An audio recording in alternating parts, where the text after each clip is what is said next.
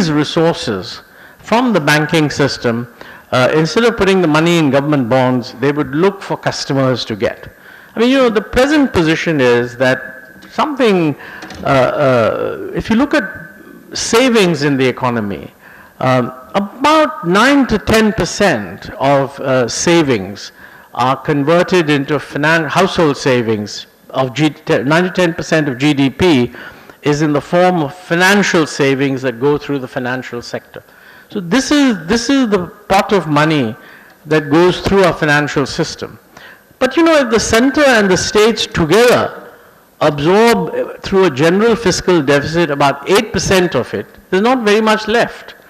If on the other hand we can cut down the central and the state demand from 8% to say down to about 5.5%, and if the savings percentage can also go up from 9-10 to say 11-12, then the amount that would become available for the private investment would shoot up. And that is what would make it possible for medium and small industries to do well. This is about the Indian story. This is basically what I'm trying to say, is that we have seen over many years the Indian economy growing at 8%. We are not growing at 8% now. It would be a big mistake to think that we can't go back to 8%, but it will also be a big mistake to think that we'll do that just by sitting around and waiting. The problems that I talked about are the problems that have to be addressed, and if they can be addressed, since the global economy is beginning to stabilize, well, I think India can reasonably hope to get back, if not to 8%, certainly to 7.5%. And that makes a big difference, particularly since population growth is now coming down. I mean, even if we were to get to 7.5%, since population growth rate will be less than 1.5%, we will be seeing a per capita income growth of 6% in real terms every year. That is a huge change. It will lead to more urbanization. It will lead to all kinds of things that will generate a lot of virtuous circles. Now let me just say a few things about the globe. A lot of people have been saying that India has to play, the emerging markets have to play a bigger role in the global economy and so on. There is no doubt that the emerging markets are growing much more rapidly than the industrialized countries, and this is going to continue. The industrialized countries are aging. So frankly, for Europe to grow at more than 2% is going to require a huge amount of effort. A much better way for them to grow is to invest the money they have in developing countries and rely on the earnings from capital than to try to grow domestically, because it just is not going to be easy for them to. US is in a slightly better position. Japan has a major aging problem. So the idea that Japan is going to grow much more than 2% is also not credible. On the other hand, the emerging markets could grow at 6% altogether. India, in my view, should grow at 7.5% or maybe even 8%. So, if you project that over 10 or 20 years, the global economy is going to look very different. We're not going to become rich. It's going to take a long time, and it'll take us 50 years to reach the US's per capita income. I mean, this means that maybe my grandchildren will have a chance to see it, certainly not me. But that's not the important thing. Very soon, we're already about half of the global GDP. Very soon, that percentage will increase. So, to the extent to which economic power and economic influence depends on the size of the market. I mean, if a government speaks for a market of X billion size, it has twice the voice in the world as another government that speaks of half X billion. And from that perspective, it's quite clear that you can see that in China's case, where in 30 years, by growing at 10, 11%, they've completely altered the relative economic balance. India is behind China, maybe 10 years, 15 years, whatever. But China is slowing down. They know they're slowing down. They say they're slowing down. I mean, China is targeting a growth rate of 7.5%. So really, if we play our cards, we may not be able to get to 11. I don't think we can. But it's not impossible that India will get back to 8%. So project that, and this is relevant for all the young people who are listening to me, including the ones on the other end of the IT connection. I mean, they will be at the peak of their earning lives in approximately 20 years from now. So I think when you're looking at what is the world going to look like when you are in your 40s, I think you have a very good chance that you will be speaking for, belonging to, working in, representing a country that's much more important then than it is today. Already it is much more important than it was 20 years ago.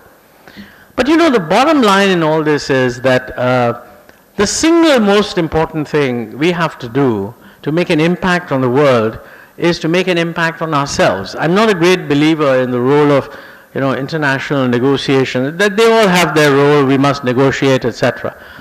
But basically, India is of a scale in terms of population that if we do well economically, the world will come to our door. That, by the way, is not true if you were a country of 5 million people. I mean, a country of 5 million people can suddenly become US level. Everybody will admire it. A lot of tourists will go there. Individuals who go there will say, oh, that's fantastic, how do they do it? But I don't think the world takes a country of 5 million people that seriously. But a country of 1.2 billion people growing at 8%, the world will take it seriously. So frankly, if we want to be taken seriously, we should spend 90% of our energy in finding out what does it take to grow at 8%.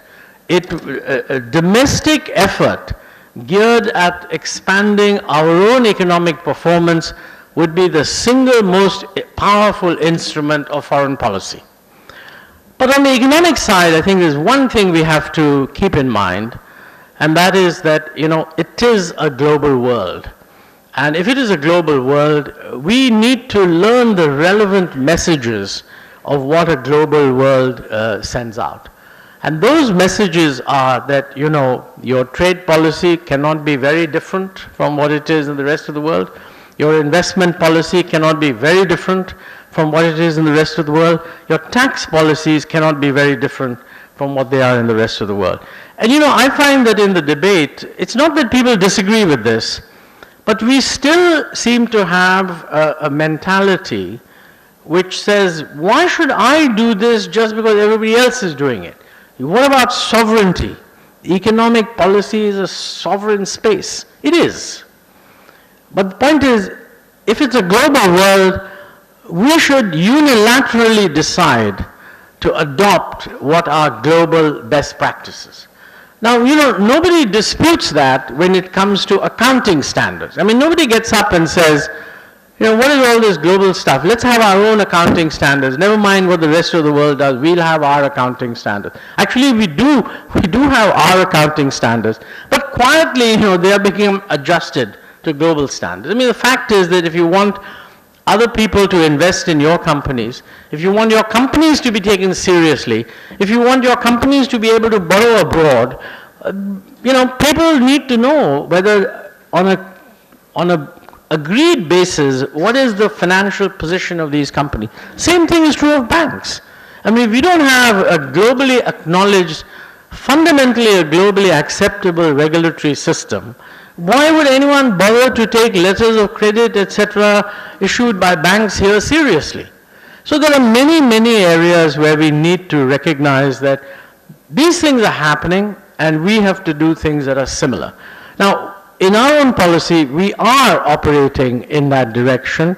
We just need to have a greater appreciation in the public why that is important. I mean, we've recently, the cabinet approved the Comprehensive Economic Partnership Agreement with the ASEAN countries, which basically means that as far as trade is concerned, over a 5-7 year period, our duty rates will go down. In the area of investments, we are bringing our policies more in line with what exists elsewhere. We have similar issues that we need to address on the taxation front. So India and the world, I mean, that is basically the message. I think we have a great opportunity. We should concentrate really on realizing that opportunity. If we do that, the world will take us seriously. We don't have to worry about that. But you know, in our positioning of many of our own policies, we should be watching what is happening globally so that we are not left too far out. That's the bottom line message of India and the world. The world is influencing us, and we should certainly try to make it as benign as possible. In that process, we interact with the world in many ways. We interact bilaterally, we interact in the UN, we interact in the G20, we interact in the WTO. All of these interactions slowly need to bring our own position, you know, keeping in mind what is our basic interest, but at the same time positioning ourselves so that we are as well positioned as other countries to benefit from global opportunities. Well, I could go on, but I don't think anyone wants me to. It's been a pleasure addressing you. Thank you, sir, for inviting both Ishar and me for what has been an extremely pleasant visit. And if there are any questions, I'd be happy to take them. Sure. Thank you. You want to sit down and answer? No, I think it's better here, no? Stand or not.